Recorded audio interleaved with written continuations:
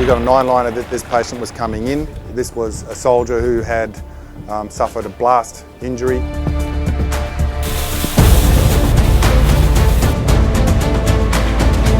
We had very little time to prepare. As soon as we found out he came in, we got a quick handover in terms of his injuries. So basically he had some abdominal injuries and some chest injuries. We embedded ourselves into the Australian resuscitation team, and as soon as the patient arrived, we got a cursory report from the medics. Then we began our trauma evaluation. You want to get him over the left leg. That's it. He has burned through space, he has a fractured left femur. Planning to hang around, Back, he's going to go back over. Let's finish the secondary survey. It was fairly clear from the 9-liner that he was going to need to go to theatre.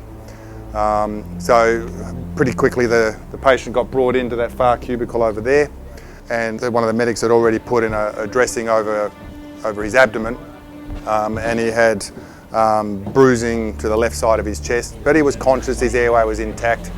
A quick fast scan showed that he had a hemopneumothorax of the chest on the left-hand side, and so he was going to need the chest tube for that. Take a deep breath. And he also had a large blast wound on his left leg with a tourniquet applied.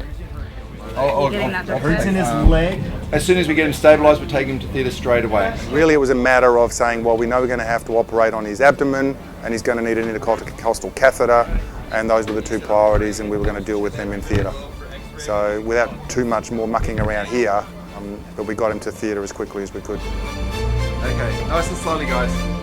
Small bowel area, small bowel mesenchyme. So we were warned by the resus room that this patient had arrived. This allowed us to plan. We knew they had a penetrating injury to the abdomen. We knew that they had internal bleeding, and that gave us an idea of what we would need to set up in terms of our resources and our surgical packs. Aortic cross clamp left. Thank you very much. We got it back. And this gives us a capacity which is very similar to a civilian hospital. It's certainly equivalent to any hospital that I've seen on deployment. Having a hospital set up like this becomes very realistic. You can quickly get past the point where you're working in a simulated environment, and it all becomes real. And interspersed with this, of course, is the greater exercises out there. There are thousands of people running around with tanks and so on in the bush, and they are really hurting themselves and they are really getting sick. So there's this mix of simulated patients and real patients, but putting it all together, what I'm really enjoying about it is just such a wealth of knowledge and learning that I can gain from these people.